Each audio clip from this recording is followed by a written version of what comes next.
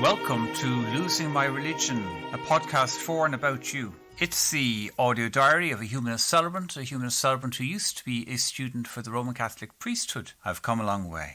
Today's podcast is a little bit different in that it involves me being interviewed by Eamon Murphy, a humanist celebrant, and the occasion was the launch of my book, In My Gut I Don't Believe, hosted by the Humanist Association of Ireland. As part of the interview, I read 2 episodes from the book, one of which was about the papal visit to Ireland in 1979, and the second of which is about what happens when you put 20 or 40 boys, basically 17, 18, 19-year-olds, into an all-male seminary and leave them there for years. Welcome. Thank you all very much for joining us at this very special event. My name, as most of you will know, is Eamon Murphy. I'm the events coordinator with the Humanist Association of Ireland, and I know that there's a lot of you here who have been attracted purely by our guest speaker or attracted by the very interesting subject matter. But on to the reason that we're all gathered here this evening. And as you all know, our guest is Joe Armstrong. As I say, a humanist celebrant, a writer. Joe is many other things as well. He was a weekly columnist for the Irish Times for 7 years. And while he was commissioning editor with the academic publishers Peter Lang Limited, he co-founded the thriving Reimagining Ireland series, now at 100 volumes and counting. He's been married for 28 years to Ruth, long-suffering Ruth, who's also in the room today. They have a son and a daughter in their mid-20s. Joe's daughter Sarah is joining us from England this evening. His son John has decided he's got far better things to be doing than gawking at his dad tonight. But while we're on the topic of Joe's family, I believe we're being joined this evening by his brother Paul, who has a birthday tomorrow. A birthday that's a round number, we won't say which. And he joins us this evening from exotic Castleblaney. So happy birthday to you, Paul. Hopefully you are here this evening. And thanks very much for joining us. The book that we're launching this evening is not Joe's first foray into telling the story, telling his story, I suppose, to the public. His RTE documentary, which is called From Belief to Unbelief, was shortlisted for the New York Festival's World's Best Radio Awards. But it's the book that we're here to speak about this evening. And as I said earlier, what a book. In my gut, I don't believe. I'm just going to read a couple of reviews of it, or a couple of quotations from those reviews. These were taken at random from Amazon, but a great book, bravely written with such honesty by a true and caring human being. Another one read, or part of it read, I didn't intend to, but I read this book in one sitting. The phrase searingly honest is overworked, but it applies here. And another one read, for anyone who's ever struggled to find their true self, this book is a must read. The Irish Times recently reviewed the book, and the reviewer called for, quote, Volume 2, please. Indeed, several of the reviewers that I've read have expressed their enthusiasm about looking forward to a sequel. But I think probably the most impressive review is from the eminent Professor A.C. Grayling, who described the book as a fascinating, courageous and moving account of an individual leaving the trammels of religion for the good light of humanism. An educative story on many levels, well told. Now, I myself reviewed the book for the Irish Freethinker and Humanist magazine, which is the place where it all began in some ways. It's within the pages of the Freethinker that Joe actually began serializing the story that became the book just over 3 years ago. Now, I'm only going to refer to a small part of my review, but I always found myself when reading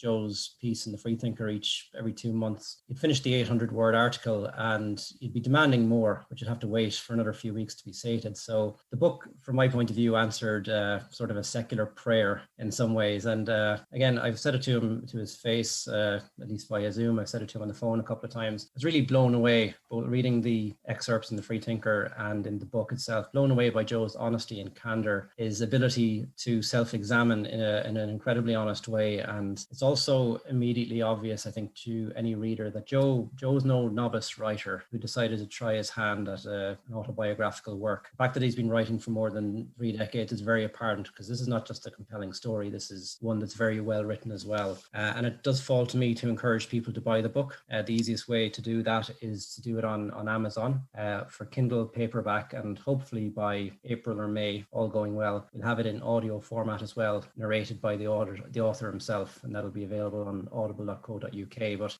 enough of me speaking. That's not what anybody came here to hear. After talking for the last 10 minutes about this evening and about the book, Joe, tell us, what is the book actually about? What's the book about? That's a really good question. Well, it's about, the 9 years I spent. Well, it also talks about my early childhood and so on, but it's mainly about the 9 years I spent studying for the priesthood. It's a self-examination. Socrates said the unexplored life, the unexamined life is not worth living. And after the documentary, which I made with Nicola Greer on RTE, people said, well, can you tell us more and so on? And I actually wanted to know more myself. Well, how did I transition from belief to unbelief? And like in the world, you have so many people who are committed believers, as I once was, or committed atheists, or humanists, or agnostics. And I thought, well, if I were to examine my journey of this particular soul, if you want to use that word, how did I transition? What were the moments? What were the insights? What were the growth opportunities? What were the regressions? What were the, all of that. And also I kind of feel that when you're personal, you're universal. So, it took me a long time to write the book, like let's say 25 years. And it's like spaghetti junction. There were so many false starts and massive, what I thought finished drafts that went nowhere. And then, bottom drawer for another few years and take it out again and go with it a different way and so forth. So that's what a book is about. Let's try to unpack how people might transition from believing to unbelieving, how I did, with the memoir.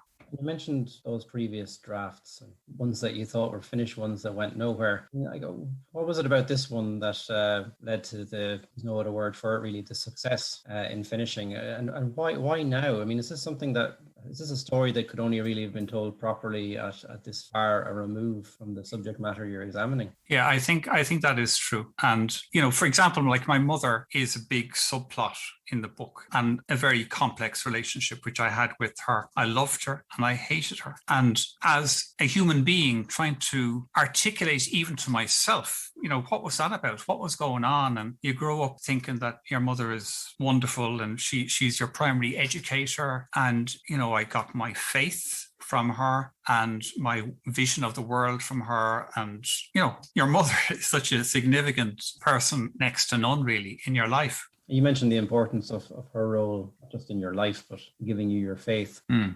Similarly, Arthur Armstrong, your father, had a role to play there as well. I remember particularly being struck by the focus in one of the episodes in the book about talking about how your father, as you describe him, a manly man, the manly men of the neighborhood, and how it was so perfectly normal back in those days, in the 70s, I guess, to have no problem at all expressing their strong Catholic faith. That must have influenced you an awful lot as well. Huge. Like I was born in 1962 and everybody I knew was a Catholic. I had two cousins studying for the priesthood. I had an uncle, a priest. Everybody that it just seemed to me that the whole world was Catholic. And we all went to Mass every Sunday and we all went to confession on Saturday nights and we all did Lent and we all did Lent, rosaries at night and all that kind of stuff. It was just, I've used the phrase often, but it's true. It was part of the air that we breathed. And, as a child, I was taught that the truths of religion were as reliable as gravity. They were of a similar status. You drop an apple, it falls. Jesus is God. And then you kind of discover, well, actually, clearly there are Muslims who have different views and Hindus have different views. And yet, all of those givens, and they don't all have different views about gravity. And I think you're going to read now from episode 9 of it. But maybe before you do, just to kind of contextualize it for people, do you want to tell us a little bit about the charismatic renewal? It was a totally different form of belief, very enthusiastic. And I got involved in that as a kid. And indeed, it was a huge thing in Ireland at the time. Yeah, that was another huge influence on my life. Episode 9.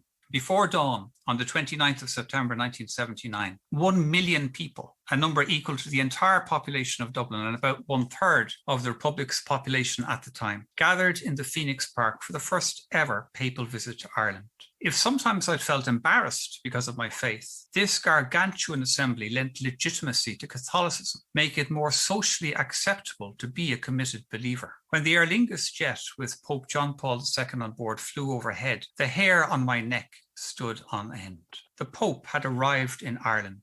The Brits had a queen. We had a Pope. He kissed Irish soil when he stepped off the plane. Later, it was said the Pope kissed the ground and walked on women. I also made it to Galway for the Papal Youth Mass. When the Pope said, "Young people of Ireland, I love you," tens of thousands of young people clapped and cheered in jubilation for 10 minutes. And we sang, "He's got the whole world in his hands." And we didn't mean God, we meant the Pope. He was our superstar. Eventually, the popular singing priest, Father Michael Cleary, interrupted our spontaneous cheering and singing, saying the Pope had to get on with the Mass. Bishop Eamon Casey was on the podium too. Cleary and Casey were probably the most prominent clerics in Ireland at the time. Both had clandestine relationships and both fathered children, which, when it came to light in 1992 and 1993, caused scandal and anguish for the faithful, the clerics' duplicity sparking disaffection and doubt in the laity who felt betrayed by the clerical church.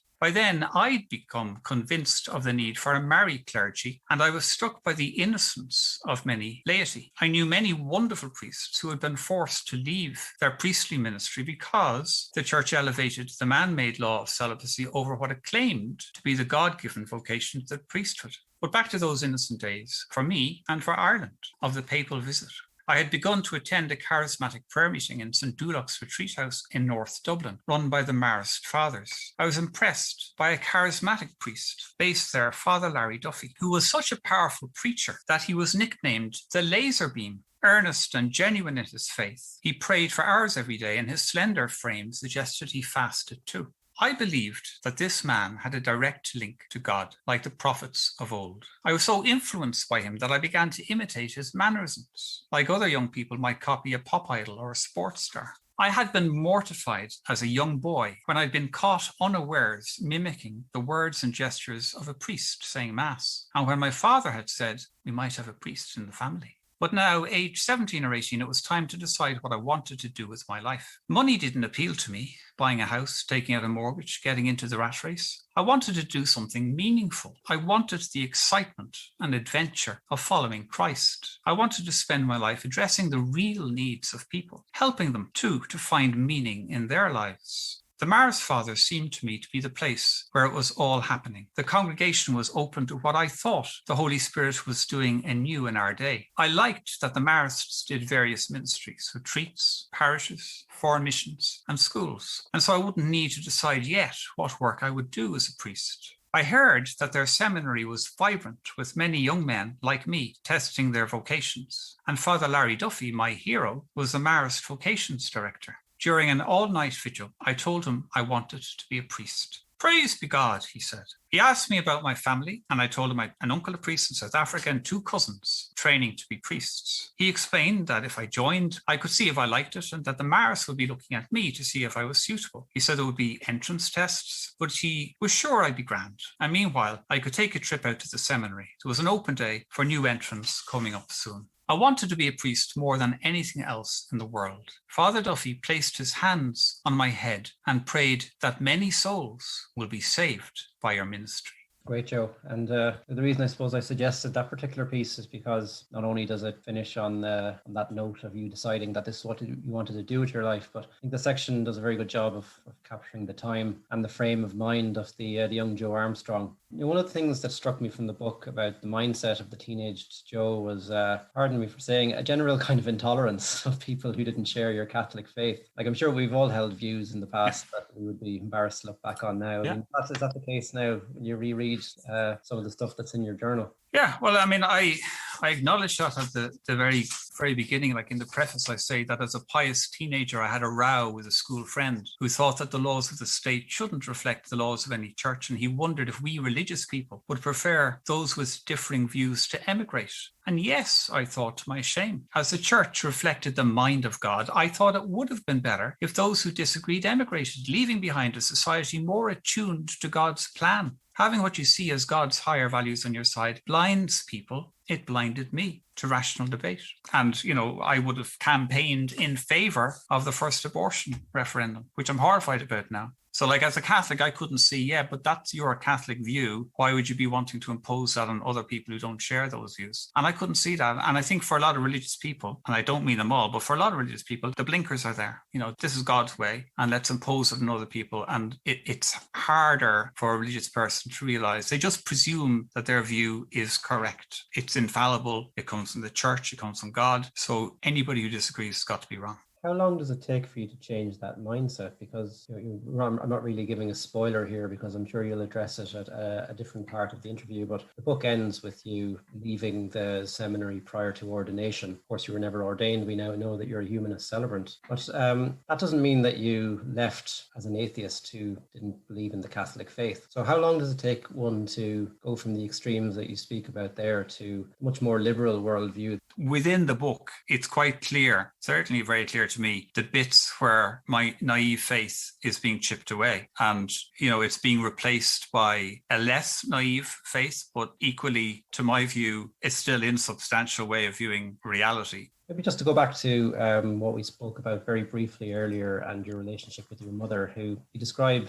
I think appropriately, as a key subplot to the book. And you admit to simultaneously both loving and hating her. You want to kind of go into maybe a little bit more detail for... Yeah. Well, I remember as a teenager, going to confession and for the first time ever using the word hate.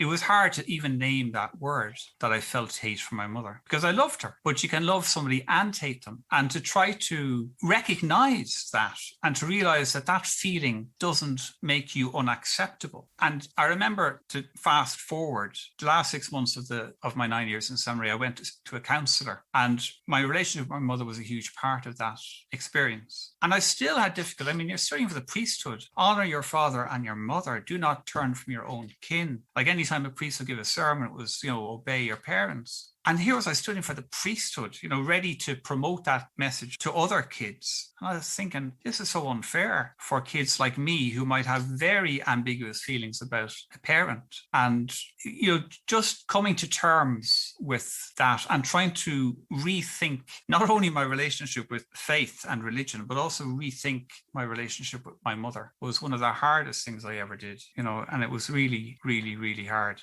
Working through that relationship was a huge part of my experience in the seminary and indeed throughout my life. Do you want to move on to the second reading of the evening? Thanks for this one, Eamon.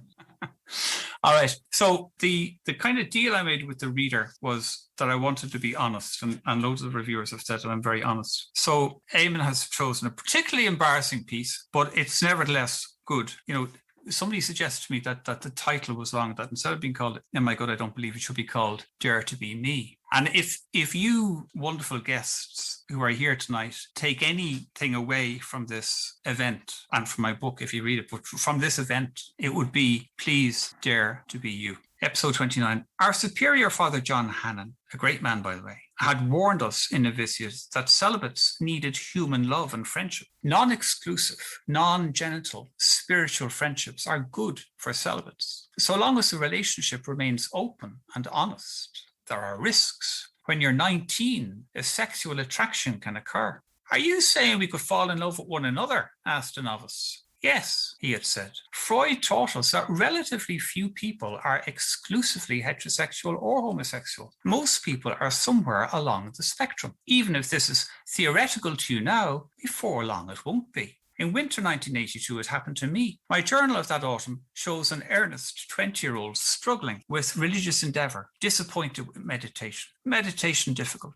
distracted a fair bit, ended by thanking God for a day, not very successful. I visited my father's grave on All Souls' Day. I may still have been having the recurring dream of his being about to tell me something important, but culminating in the silence of the grave.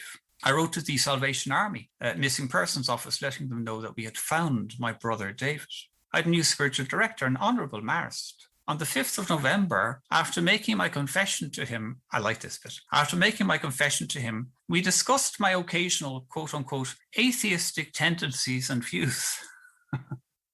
Yes, the rush was there from the start.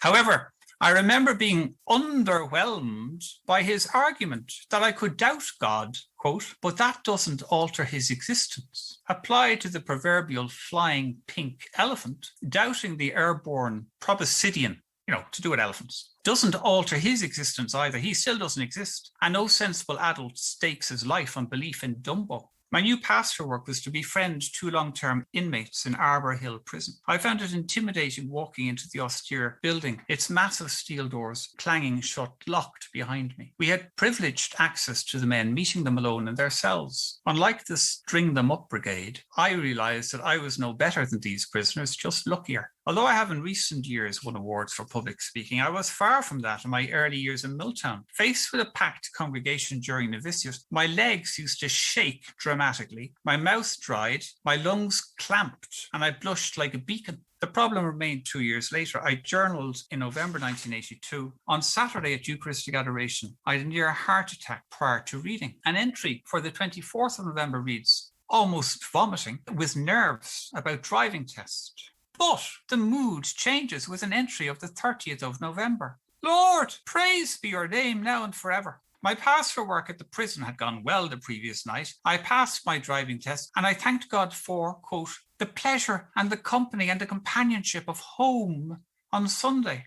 For sure, this could not refer to my mother. And so I deduce that a confrere had accompanied me. And then Saturday, Alleluia, Amen, effuses the journal. Thank you, Lord, I praise you for the beauty and the treasure of my precious hours and moments spent in deep intimacy. Lest the reader think that I had just lost my virginity, I had not. Far from it. The intimacy in question was the first budding of a short-lived 6-month on-off affective and emotional crush, but something nevertheless more real than cultivating a relationship with an imagined pink elephant. My journal records my inner certainty, stability, and delight, and my awareness of beauty and love. When you take 20 virile young men, most of them aged between 17 and 19, and leave them together for years in a seminary, sexuality will inevitably manifest. I was on a diet of celibacy and loneliness. I had a need for affectivity that was not being met. I desired an exclusive relationship which wasn't permitted in a church that valued celibacy above the priesthood. And in this emotional barrenness, I got a glimpse of what my life could be like, freed from isolation and religious constraint.